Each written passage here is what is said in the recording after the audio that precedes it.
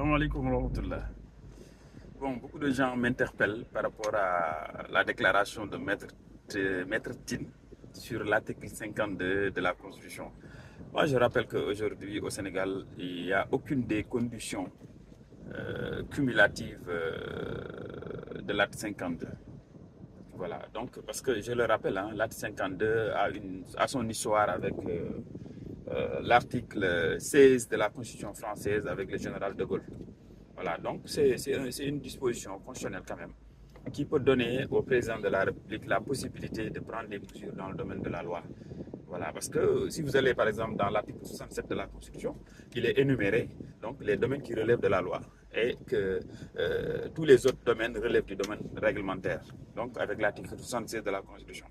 Maintenant, donc cela veut dire qu'aujourd'hui, le président, en vertu du principe de la séparation des pouvoirs, ne peut prendre des décrets que dans le domaine qui relève du règlement. Il ne peut pas prendre des décrets dans le domaine de la loi, dans le domaine réservé à la loi.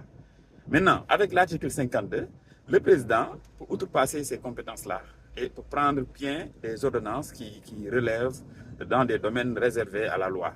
Donc, c'est tout le sens ou la quintessence de l'article 52 de la Constitution. Vous voyez, donc c'est des pouvoirs exorbitants.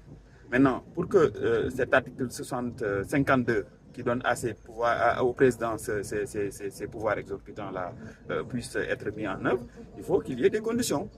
Maintenant, il y a deux catégories de conditions cumulatives. D'une part, il faut soit donc une menace sur l'intégrité du territoire, une menace sur l'indépendance du Sénégal, une menace sur, par exemple, une crise institutionnelle, ou bien une situation grave et immédiate qui empêche le bon fonctionnement des pouvoirs publics du Sénégal.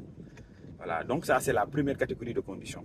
Maintenant, la deuxième catégorie qui est cumulative à la première, c'est qu'il faut que ces menaces graves et immédiates-là empêchent le fonctionnement régulier des pouvoirs publics. Vous voyez? Donc, cela veut dire que aujourd'hui, je ne vois pas au Sénégal une situation qui provoque l'une de ces conditions-là. Donc, dysfonctionnement de l'État, menace sur le territoire, l'intégrité du territoire ou bien difficulté d'exécution des engagements internationaux du Sénégal. Donc, aucune de ces conditions-là n'est encore réunie. Donc, je pense qu'il n'y a pas péril en la demeure. Donc, c'est une déclaration politique de Maître Tal et que je jugerais quand même un peu irresponsable. Parce que quand même, ça peut faire peur. Parce que vu le contexte sous-régional avec tout ce qui se passe au Mali, parler de l'article 52, les gens qui ne suivent pas l'actualité peuvent penser que les djihadistes ou bien les terroristes ont franchi le territoire national.